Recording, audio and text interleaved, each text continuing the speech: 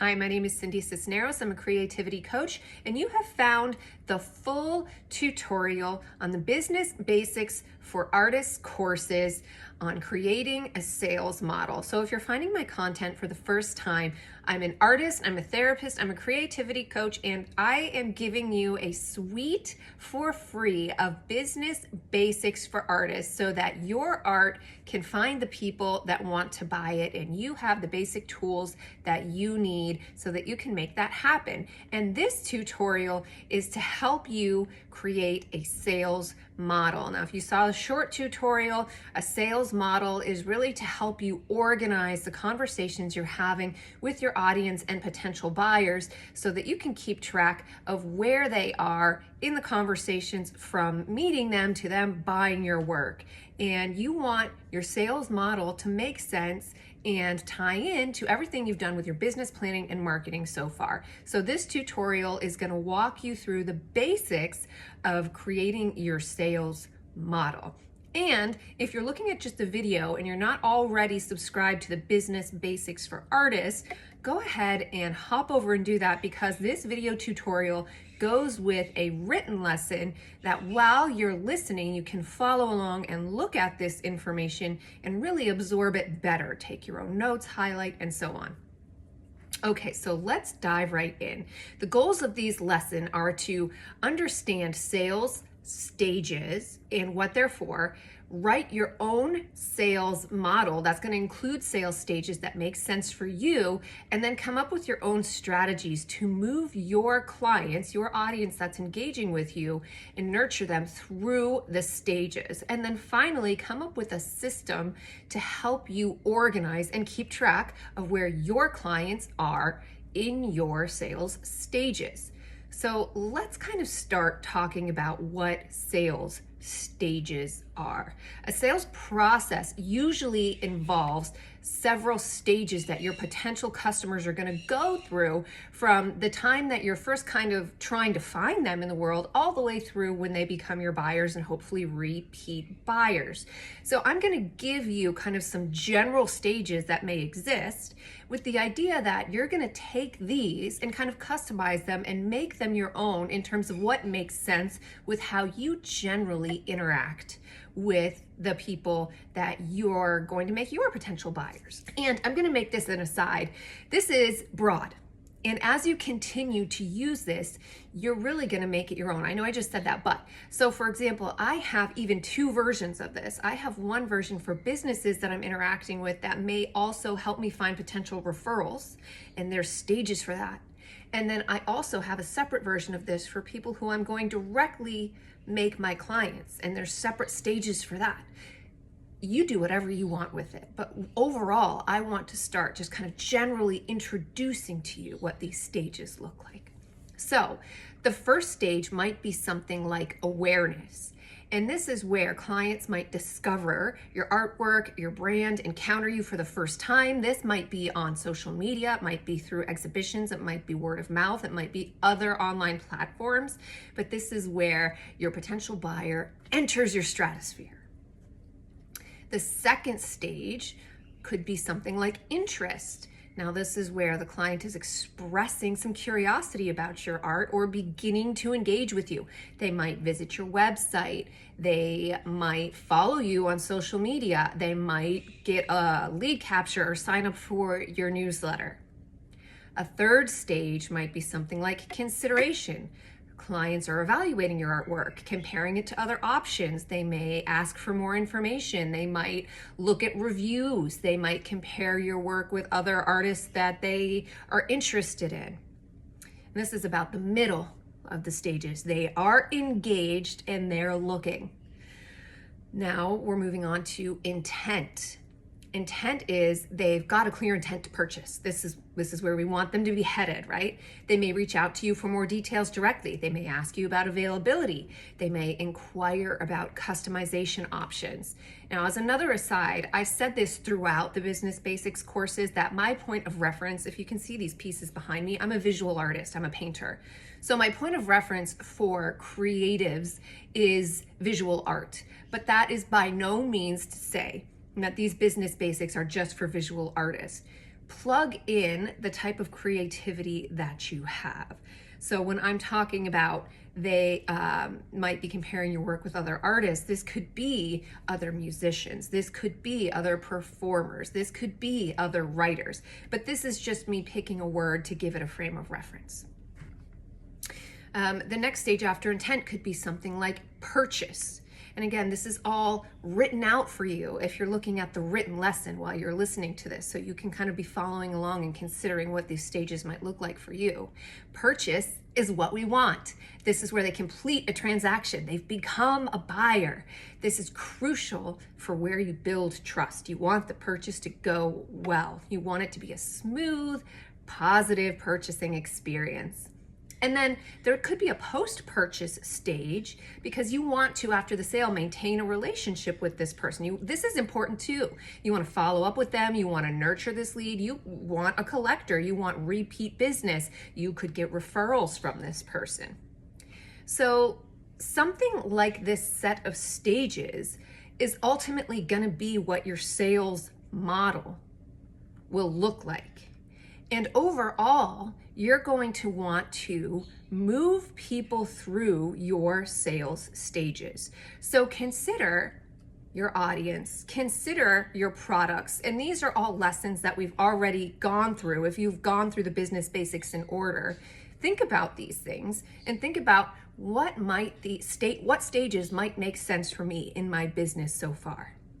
And what you want to do with sales is move clients through your stages.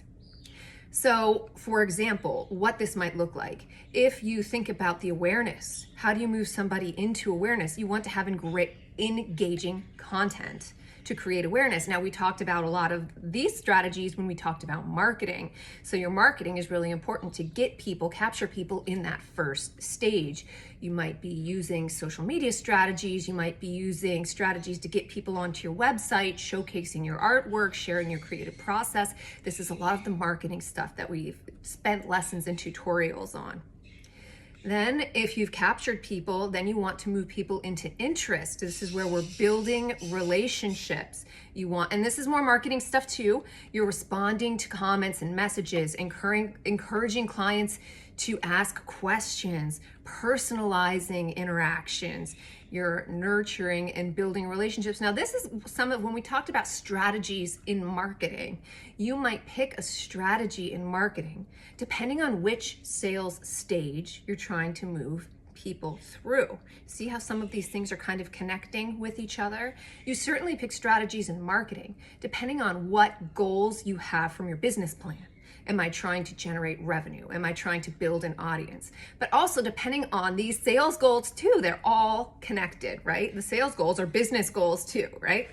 Okay, so when you're trying to move somebody into the consideration stage, what you're doing is providing more information. You want beautiful images of your work, if that applies. You want beautiful soundtracks of your work, if that applies. You want detailed descriptions. You want good answers to questions that might answer common concerns, highlight testimonials, things that will build trust. Now, this could also be directly talking to people who have reached out to you, right? And then this is kind of moving into the action stage, action in the intent stage. So again, with marketing, are you including CTAs, calls to action? Is this on your website? Is it on your social media? Is it prompts asking clients to take action? What is your next step? Is it join a mailing list? Is it booking a consultation? Is it coming to a gallery? Is it making an order? Make it clear and easy for them to take a next step with you, to move them through your sales cycle. And then for the purchase stage, you want to make whatever that next step is, and hopefully it's to purchase, you want to make it so easy. We don't want to have 10,000 buttons on our website, or this button leads us to this thing, to this thing, to this thing, to this thing. We want to make it as easy as possible. And then following up with them, have multiple payment options, clear instructions, follow up with a thank you email, give them details on shipping and delivery, whatever it can be, make it friendly, positive, trustworthy. I think we've all had the opposite of that happen when we've purchased something, so we know what to avoid, right?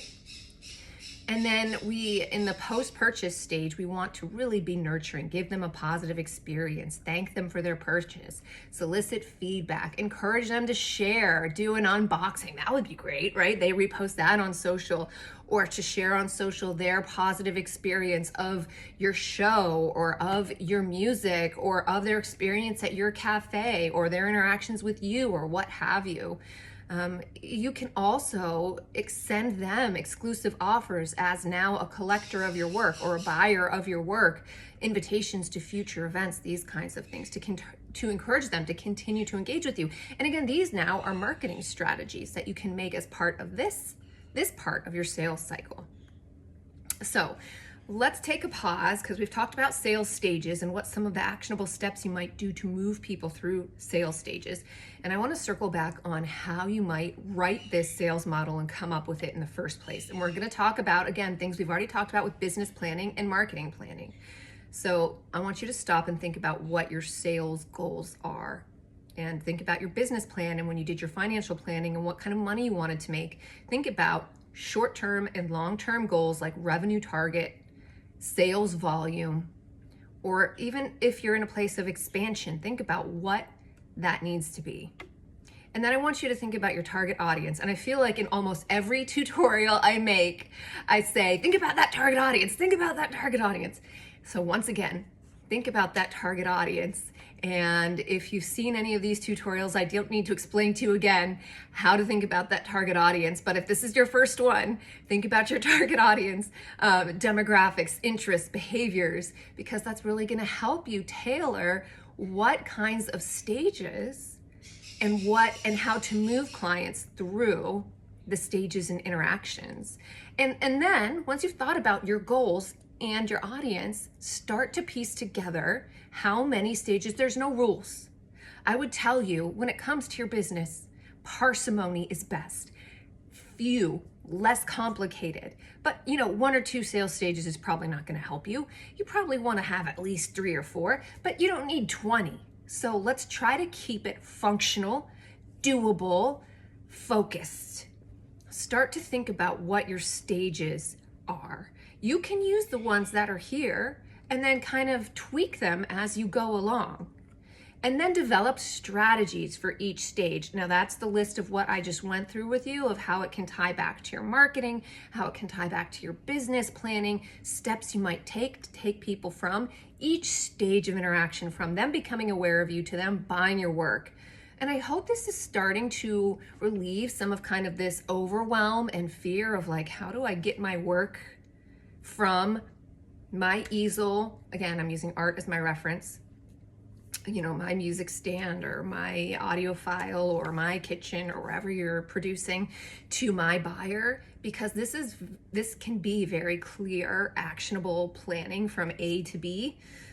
So I hope this is helping you feel a little bit more empowered, because you've done, at this point, if you've been working through from planning to marketing to sales, a lot of organization in your brain and conceptualizing, and this is making it hopefully feel much more actionable and forward facing.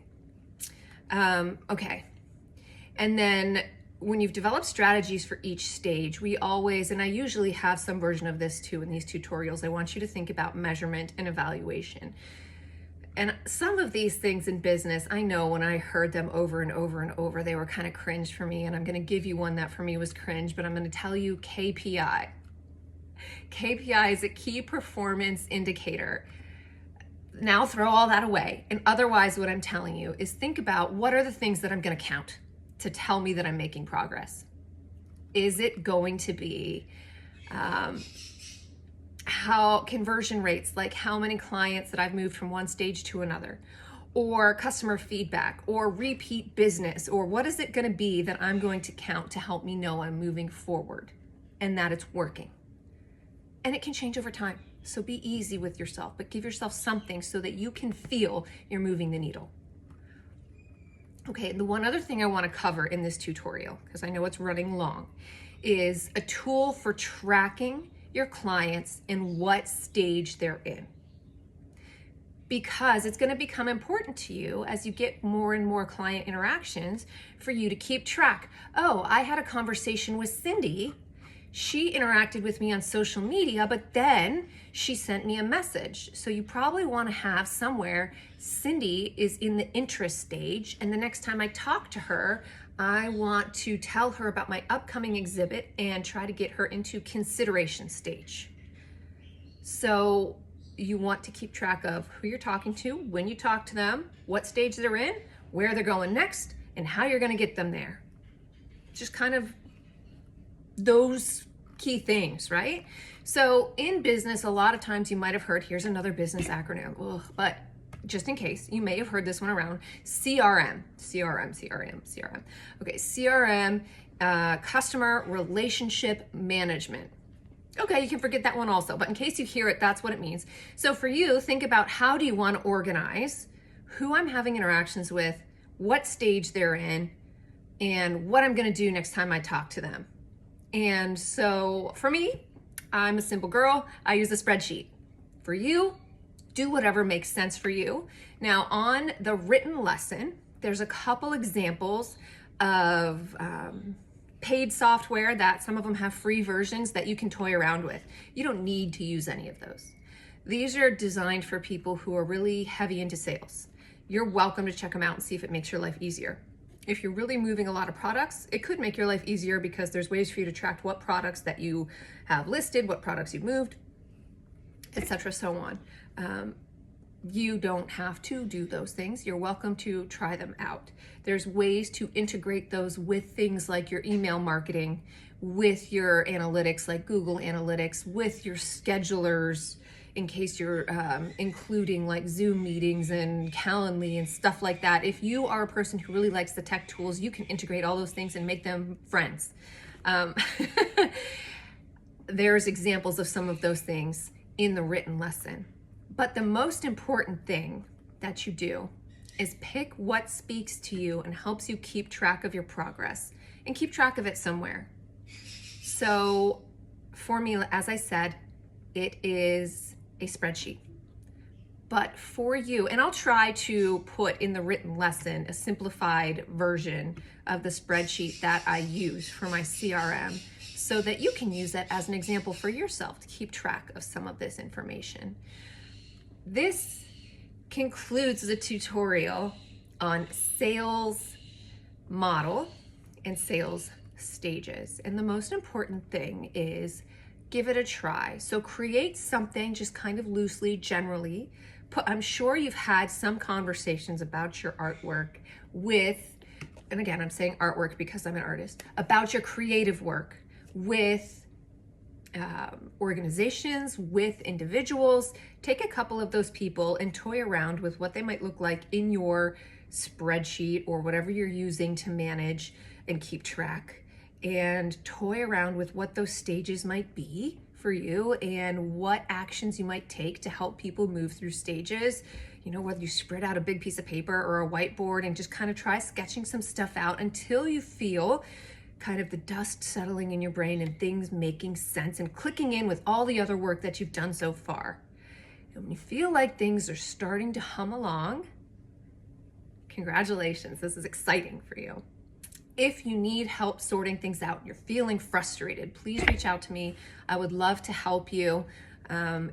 This is not easy stuff. These are things that as I've learned them, I have taken tutorials and taken them again and asked for help and asked for help again, but it's absolutely worth it and you can absolutely do it. All right, my friends, get your art out into the world. Bye-bye.